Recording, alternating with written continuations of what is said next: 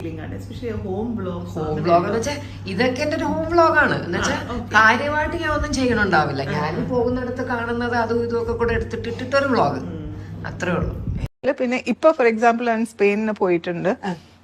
He's gone to do they call it a work away. അതെന്നിട്ട് അവിടെ ഏതോ ഫാമിലോ എനിക്കറിയില്ല എവിടെയാണ്, അവിടെ എവിടെയോ പോയിട്ട് ജോലി ചെയ്യാനായിട്ട് പൈസ ഒന്നും കിട്ടില്ല, ബട്ട് അവിടെ താമസവും ഫുഡും അവരുടെ വക. യൂട്യൂബില് ട്രെൻഡിങ് ആയി വന്ന ആളല്ലേ, നിന്നെ കാണാൻ എത്ര പേരാ ജീവിച്ചു പോണത്. നിന്നെ കുറിച്ച് ഞാനും ഒരു വീഡിയോ ഉണ്ടാക്കാൻ തീരുമാനിച്ചു. സ്വയം പ്രഖ്യാപിതയായിട്ടുള്ള രാജ്ഞിയുടെ മകളും ജനങ്ങൾ രാജാവ് രാജ്ഞി എന്ന് പറഞ്ഞിട്ടുള്ളവരുടെ മകനും തമ്മിലുള്ള ഒരു വ്യത്യാസമാണ് നമ്മൾ ഇന്ന് ചർച്ച ചെയ്യാനായിട്ട് പോകുന്നത്. ചിലർക്കൊക്കെ യൂട്യൂബർമാരെ കാണുമ്പോൾ പുച്ഛമാണ്. യൂട്യൂബർമാരെ മാത്രമല്ല, ജനങ്ങളെ മൊത്തം കാണുമ്പോൾ ഒരു പുച്ഛമാണ്. അവർ മറ്റുള്ളവരെ വെച്ചുകൊണ്ടാണ് ജീവിക്കുന്നത് എന്നുള്ള ഒരു ചിന്താഗതിയിലൂടെയാണ് ചിലരൊക്കെ കടന്നു പോകുന്നത്. നമുക്കെല്ലാവർക്കും അറിയാം, ഒരു രാജകുടുംബം എന്ന് പറഞ്ഞു കഴിഞ്ഞാൽ നമുക്ക് പരിചയമുള്ള കുടുംബം തന്നെയാണ്. അവർ പറയുന്നത് മറ്റുള്ളവർ കഞ്ഞി കുടിച്ച് ജീവിക്കട്ടെ, ഞങ്ങളെ കൊണ്ട് മറ്റുള്ളവർ കഞ്ഞി കുടിച്ച് ജീവിക്കട്ടെ എന്നാണ്. ഈ കഞ്ഞികുടി മാത്രമാണ് ഇവരെപ്പോഴും പറഞ്ഞുകൊണ്ടിരിക്കുന്നത്. ഒരിക്കൽ പോലും ഇവർ ഒരു ബിരിയാണി കൊടുക്കുന്ന കാര്യത്തെക്കുറിച്ച് ഇവർ സംസാരിച്ചിട്ടില്ല. ഇവർ പറയുന്നത് മൊത്തം കഞ്ഞികുടി എന്നാണ്. ഇവരെ കൊണ്ട് കഞ്ഞി കുടിച്ച് ജീവിക്കുന്നവരാണ് നമ്മുടെ സമൂഹത്തിലുള്ള എല്ലാവരും. എന്നാൽ ഈ കഞ്ഞി കുടിച്ച് ജീവിക്കുന്ന ഈ പറയുന്ന കുടുംബം ഉണ്ടല്ലോ, ഇവർ മറ്റുള്ള യൂട്യൂബറോട് പറയുന്നത് നിങ്ങൾ ഞങ്ങളുടെ കണ്ടന്റ് എടുത്തിട്ടാണ് ജീവിക്കുന്നത് എന്നൊക്കെയാണ്. എന്നാൽ ഇവരുടെ കണ്ടന്റ് മാത്രമല്ല ഓരോ യൂട്യൂബറും എടുക്കുന്നത്.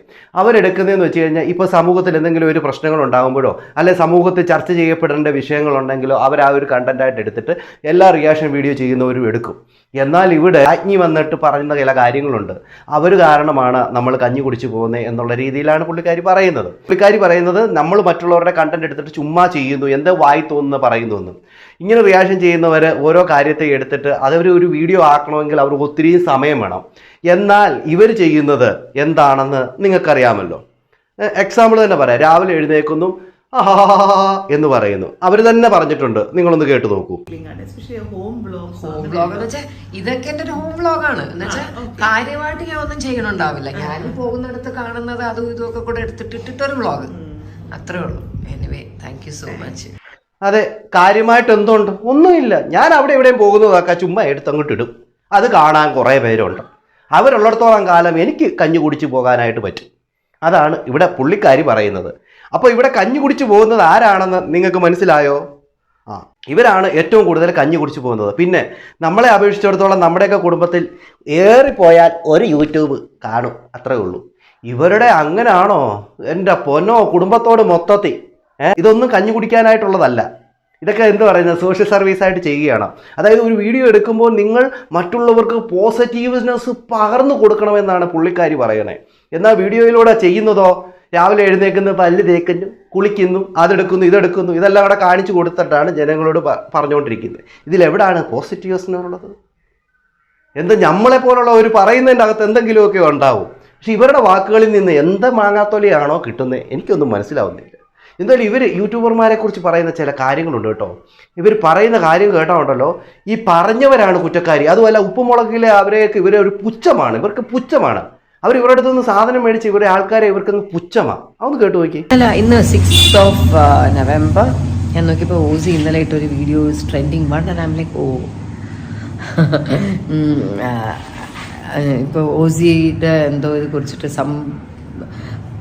എന്തോ അവളുടെ ഓസിയുടെ ജ്വല്ലറി വാങ്ങിച്ചതിന്റെ ഇഷ്യൂ ഏതോ ഒരു ലേഡി വന്ന് എന്തോ പറഞ്ഞു. സ്വന്തം മകൾക്ക് എന്തെങ്കിലും ഇഷ്യൂ ഉണ്ടാവുന്നത് പോലും അറിയത്തില്ല. പക്ഷെ ചുമ്മാ അങ്ങ് അടിച്ചങ്ങ് വിടുക ഈ സബ്സ്ക്രൈബറെ പറ്റിക്കാൻ. നടക്കട്ടെ പറഞ്ഞു. അതിനെ കുറിച്ച് പിന്നെ അങ്ങോട്ട് വഴിയെ പോണ യൂട്യൂബേഴ്സ് എല്ലാവരും കൂടെ വന്ന് അവരവരുടെ കഴിവ് തെളിയിക്കാനായിട്ട് അവരവരുടെ കുറേ വീഡിയോസ് എടുത്തിട്ടു. അങ്ങനെ അതിനെ ഓസി പ്രതികരിച്ചു കൊണ്ടുള്ളൊരു വീഡിയോ ആണ് ഇന്നലെ ഓസി ഇട്ടത്. ഞാൻ കൂടെ ഉണ്ടായിരുന്നെങ്കിൽ ഞാൻ പറയുന്നത്, ഓസി മൈൻഡ് ചെയ്യില്ലേ, ഈ ജോലിയും കൂലിയും ഇല്ലാത്ത ഇവന്മാരൊക്കെ ഇതുപോലെ ജീവിക്കാൻ അവർക്ക് ജീവിക്കണ്ടേ? സോ അതാണ്ടോ, ഒരു ജോലിയും കൂലിയും ഇല്ലാത്ത ആൾക്കാരാണ്. നമുക്ക് ജോലി തന്നത് യൂട്യൂബാണ്. യൂട്യൂബ് പറഞ്ഞിട്ടുണ്ട് ഇതുപോലുള്ള റിയാക്ഷൻ വീഡിയോ ഒക്കെ നിങ്ങൾ ചെയ്തുവെന്ന്. ഞങ്ങൾക്ക് ശമ്പളം തരുന്നതും യൂട്യൂബാണ്. അതുകൊണ്ട് തന്നെ ഞങ്ങൾ യൂട്യൂബിൻ്റെ തൊഴിലാളികളാണ്. ഓക്കെ, അപ്പോൾ ജോലി ഉണ്ടോയെന്ന് ചോദിച്ചതിൽ അതായി, കൂലി ഉണ്ടോയെന്ന് ചോദിച്ചാൽ അതുമായി. അപ്പോൾ അത് ക്ലിയർ അല്ലേ? നിങ്ങൾക്ക് ജോലിയും കൂലിയും ഉണ്ടോ എന്നുള്ള കാര്യം നിങ്ങൾ ആദ്യം കറക്റ്റായിട്ട് തീരുമാനമെടുത്തു. നിങ്ങളുടെ ജോലിയും കൂലിയും എന്ന് വെച്ച് കഴിഞ്ഞാൽ നിങ്ങൾ കുടുംബത്തോട് മൊത്തത്തിൽ ഒരു സെലിബ്രിറ്റി കുടുംബം ആയതുകൊണ്ട് തന്നെ നിങ്ങളെ കാണാൻ, നിങ്ങൾ എന്താ ചെയ്യുന്നതെന്ന് കാണാൻ കുറേ പേര് കാത്തിരിപ്പുണ്ട്. അവരെ വെച്ച് നിങ്ങൾ കാശുണ്ടാക്കുകയല്ലേ? അപ്പോൾ അതല്ലേ കറക്റ്റ്? അപ്പോൾ നമ്മളെ പറയരുത്, നമ്മൾ എല്ലാ കാര്യങ്ങളും ചർച്ച ചെയ്യുന്ന ആൾക്കാരാണ്. ഓക്കെ, അതുകൊണ്ട് ആ കാര്യത്തിൽ നോ വാല്യൂ. ഇതുപോലെ ഏതെങ്കിലും 4 പേര് അറിയുന്ന ആരുടെയെങ്കിലും എന്തെങ്കിലും ഒരു ഇഷ്യൂ കിട്ടുവാണെങ്കിൽ അതെടുത്തിട്ട് അതവർക്കൊരു കണ്ടന്റ് ആക്കി സംസാരിക്കുമ്പോൾ അവർക്ക് തോരാതെ സംസാരിക്കാൻ എന്തെങ്കിലും ഒരു ടോപ്പിക്ക് കിട്ടും. ലൈക്ക് ആ സ്ത്രീ എന്താണോ പറഞ്ഞത്, എന്നിട്ട് ഇപ്പം ദിയ അതിന് റിയാക്ട് ചെയ്തോ, എന്താണ് പറഞ്ഞത് വെച്ചാൽ അവരുടെ ഒരു കണ്ടന്റ് എന്ന് പറയുന്നത്. അപ്പോൾ ഇവർ വളരെ വ്യക്തമായിട്ട് കാര്യങ്ങൾ പറയുകയാണ് കേട്ടോ. നമ്മൾ അതിനെക്കുറിച്ച് ഇങ്ങനെ സംസാരിക്കുമ്പോഴേ നമ്മൾക്ക് എന്താ പറയുന്നത്, കാശുണ്ടാക്കാൻ വേണ്ടി അല്ലെങ്കിൽ ഞങ്ങൾക്ക് കഞ്ഞി കുടിക്കാൻ വേണ്ടി ഞങ്ങൾ ഇതിങ്ങനെയൊക്കെ ചെയ്യുന്നു എന്നാണ് പുള്ളിക്കാരി പറയുന്നത്. പുള്ളിക്കാരിയുടെ കാഴ്ചപ്പാട്. പക്ഷേ പുള്ളിക്കാരി ചെയ്യുന്നത്, അവരുടെ കുടുംബം മൊത്തം ചെയ്യുന്നത് എന്താണെന്ന് ഒന്ന് സ്വയം വിലയിരുത്തിയാൽ നന്നായിരിക്കും എന്നേ പറയാനുള്ളൂ. അത് കഴിഞ്ഞതിന് ശേഷം പുള്ളിക്കാരിയുടെ മകൾ കയറി വരുന്നുണ്ട്. മകൾ കയറി വരുമ്പോൾ പുള്ളിക്കാരി ചില വാക്കുകൾ പറയുന്നുണ്ട്. അതുകൊണ്ട് കേട്ട് നോക്കിയേ. Social service. ഓക്കെ, അയ്യോ ഹലോ, മറ്റേ അല്ല 1 മിനിറ്റ്, യൂട്യൂബില് ട്രെൻഡിങ് ആയി വന്ന ആളല്ലേ? ഫാൻസുകളെ കൊണ്ടുവന്ന് ഞാൻ ഒന്ന് ഊണ് കഴിച്ചിട്ട് പോയിക്കോട്ടെ. നിന്നെ കാണാൻ എത്ര പേരാ ജീവിച്ചു പോണത്. നിന്നെ കുറിച്ച് ഞാനും ഒരു വീഡിയോ ഉണ്ടാക്കാൻ തീരുമാനിച്ചു. സോഷ്യൽ സർവീസ് അതിന്റെ കടമയാണ്. കമ്മലെവിടെ ഓസി? രണ്ട് ഊരി വെച്ച് കമ്മലും കാണും. ഓ, വലിയ സോഷ്യൽ സർവീസ് ആണെന്നേ. ഇനി ഞാനും നിന്നെക്കുറിച്ചൊരു വീഡിയോ ഇടട്ടെന്ന്. ഇത്രമാത്രം പുച്ഛമുള്ള ഒരു കുടുംബം, മറ്റുള്ളവരെ ഇത്രമാത്രം പുച്ഛിക്കുന്ന ഒരു കുടുംബം വേറെ ഉണ്ടെന്ന് തോന്നുന്നില്ല. അഹങ്കാരമൊക്കെ ആകാം, പക്ഷേ ഇത് അഹങ്കാരത്തിൻ്റെ അങ്ങേ അറ്റം. കറക്റ്റല്ലേ? അഹങ്കാരത്തിൻ്റെ അങ്ങേ അറ്റം. വല്ലപ്പോഴുമൊക്കെ ഒന്ന് ഭൂമിയിൽ നിൽക്കണം. കാരണം നമ്മളെല്ലാവരും കുറച്ചു കാലം മാത്രമേ ഈ ഭൂമിയിൽ നിൽക്കത്തുള്ളൂ. അത് കഴിഞ്ഞതിന് ശേഷം നമ്മൾ നിന്ന സ്ഥലത്ത് വേറെ ആൾക്കാരൊക്കെ ആയിരിക്കും വരുന്നത്. അപ്പോൾ അതുകൊണ്ട് തന്നെ കുറച്ചു കാലം അടങ്ങി ഒതുങ്ങി ഇവിടെ അങ്ങ് ജീവിക്കണം.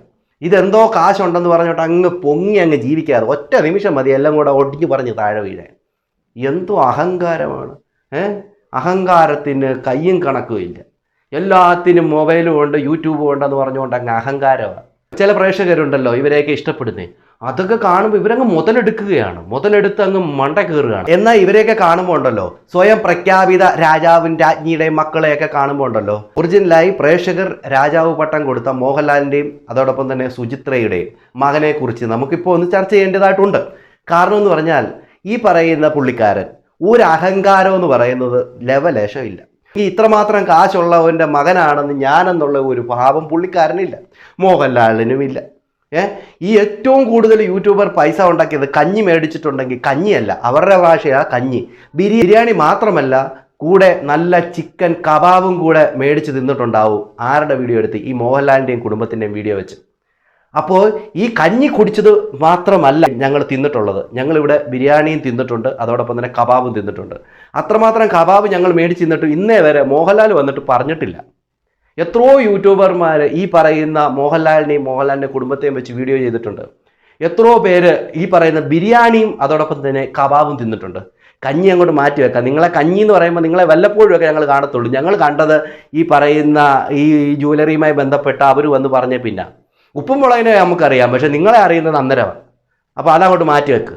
അപ്പോൾ അങ്ങനെ പറയുമ്പോൾ ഇവിടെ ഈ മോഹൻലാലിൻ്റെ മകനെക്കുറിച്ച് നമുക്ക് പറയണം.